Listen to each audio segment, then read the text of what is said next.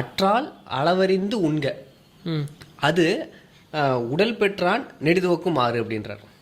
அப்போ காலி ஆயிடுச்சு வயிற்றுல இருக்கிற உணவுனா ஒரு அளவு தெரிஞ்சுக்கிட்டு நீங்க அதை சாப்பிடுங்க. அப்படி அந்த காலியானாதான் சாப்பிட சொல்றாரு. காலி ஆகினா சாப்பிட சொல்லல. வயிற்றுல உணவு இருக்கு, அதெல்லாம் சாப்பிட்டுருப்பாங்க. இட்லி தோசை பூரி பங்க ஏதாவது ஒன்று சாப்பிட்டுருப்பாங்க. மத்தியானம் பாத்தீங்கன்னா பசியே இருக்காது. இருந்தாலும் டைம் வந்துருச்சு அப்படின்னு வீட்டுல இருந்து ஒரு குரல் கேட்கும், என்னங்க சாப்பிடலாமா அப்படிம்பாங்க. சாப்பிடலாம்னா இவர் பசியே இருக்காது. சரி கூப்பிட்டாங்க, இப்போ 2வது வாட்டி குரல் வந்து தான் பிரச்சனை ஆயிடும்.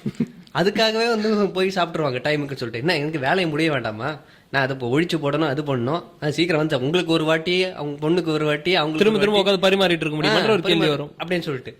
ஸோ இதுக்காகவே வந்து பல பேர் பசி இல்லாமல் சாப்பிட்றாங்க. சில பேர் வந்து வெளியில் இருக்கிறப்போ பார்த்தீங்கன்னா ஃப்ரெண்ட்ஸ் உதாரணத்துக்கு சாயங்காலம் டைமில் ஸ்நாக்ஸ் டைம்னு அப்படின்னு சொல்லிட்டு வருது இல்லையா, கம்பெனியில் வேலை செய்கிறவங்களாம் போவாங்க.